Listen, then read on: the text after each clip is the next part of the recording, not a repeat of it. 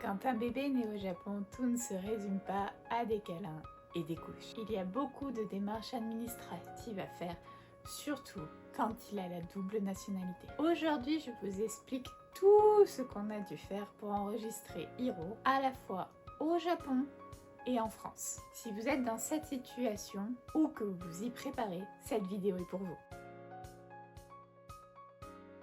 Alors, côté japonais, si l'un des deux parents est japonais, comme c'est le cas pour nous, généralement c'est le papa qui doit aller déclarer la naissance dans les 14 jours qui suivent à la mairie. Ce qu'il faut apporter: le carnet de santé Boshitecho. Il est rempli par le médecin au moment de l'accouchement. Les documents fournis par la maternité, certificat de naissance, etc.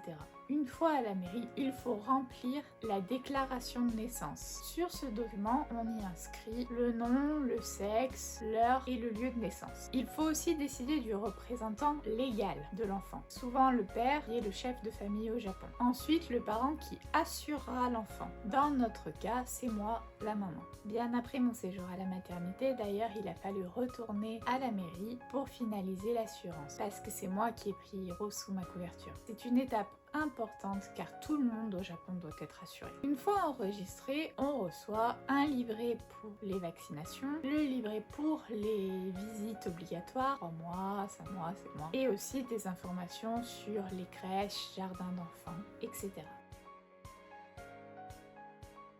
Même si bébé est né au Japon, il est aussi français, car l'un de ses deux parents l'est. Et ça, c'est grâce au droit du sang. Mais il faut quand même faire les démarches pour que ce soit reconnu officiellement. Étape 1. Vous devez obtenir le Chusei Todoke Kisai Jiko Shomeisho. Un nom très long, je vous l'accorde, que vous obtiendrez à la mairie. Ce document, en fait, est celui où il y a absolument tout de renseigné concernant la naissance de votre enfant. Étape numéro 2. Vous devez obtenir l'apostille à Osaka pour le Kansai. C'est gratuit. Il faut compter environ une semaine pour l'obtenir. Je vous recommande de l'envoyer par Letterpack et d'en mettre une autre à l'intérieur avec déjà votre adresse pré-remplie.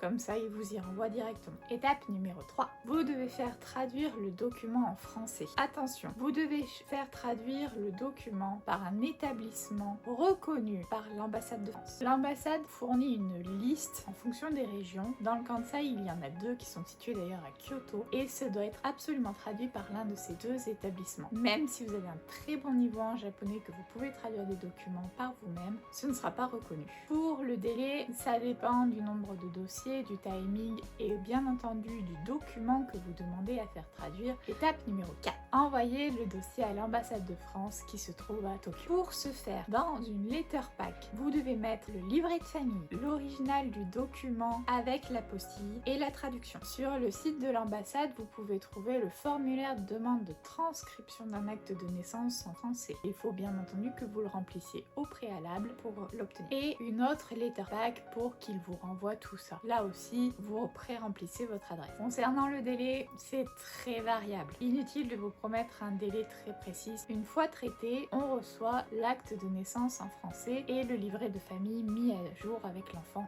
inscrit dessus. Une fois tout ça en place, vous pouvez faire le passeport français. Concernant le passeport japonais, il peut être fait bien avant de faire les démarches auprès de l'ambassade de France. Sur internet, vous pouvez trouver le document à télécharger et à remplir au préalable. À l'endroit de la signature, si votre enfant, comme nous c'est le cas, ne peut pas encore signer, c'est le parent signataire. Il est préférable de choisir le parent qui accompagnera le plus l'enfant s'il part en voyage. Dans ce document d'ailleurs, vous devez préciser si l'enfant a une autre nationalité, depuis quand et comment il l'a obtenu. Pour le passeport au Japon, il y a 2 possibilités concernant la durée, mais pour un enfant, quoi qu'il arrive, elle est de 5 ans. Pourquoi? Eh bien parce qu'un enfant change beaucoup. Nous, on a fait son passeport il y a déjà quelques mois. Autant vous dire que dans 5 ans, quand son passeport sera périmé, Hiro aura beaucoup changé et on sera passé d'un bébé de quelques mois à justement un enfant de 5 ans. Pour le passeport français, donc demandé depuis le Japon, vous pouvez trouver le formulaire de demande de passeport pour un mineur, par exemple, ou pour majeur si c'est pour vous. Moi j'ai fait mon renouvellement ici, hein. Mais surtout pour un mineur, vous devez avoir justement le livret de famille à jour. C'est pour ça qu'il est important de faire l'étape précédente, enregistrer votre enfant auprès de l'ambassade pour pouvoir justement faire la demande de son passeport français. Concernant la double nationalité, Hiro a la nationalité japonaise de par mon mari et française par moi. Cependant, le Japon demande encore de choisir une nationalité quand vous arrivez à l'âge adulte. Rien n'empêche d'avoir les deux au départ. Peut-être que quand Hiro atteindra sa majorité, la loi aura changé, après tout, surtout s'il y a de plus en plus de personnes concernées par la double nationalité au Japon. Petite anecdote, quand j'ai fait ajouter le nom de famille de mon mari sur mon passeport, la dame qui s'est occupée de mon dossier, j'étais enceinte à ce moment-là, donc je lui ai demandé concernant la double nationalité, puisque je savais justement que le Japon, à partir d'un certain âge, n'accepte pas la double nationalité. Elle m'a expliqué qu'elle connaissait des cas où, même si normalement l'âge était passé, les gens avaient toujours leurs deux passeports de valides finalement. Il faut faire attention bien entendu, mais il n'y a aucune en fait, il n'y a pas de document à remplir. L'enfant n'a pas à dire je choisis celle-ci. Il n'y a pas de quelque chose d'officiel on va dire. Du moins c'est ce qu'elle m'a expliqué.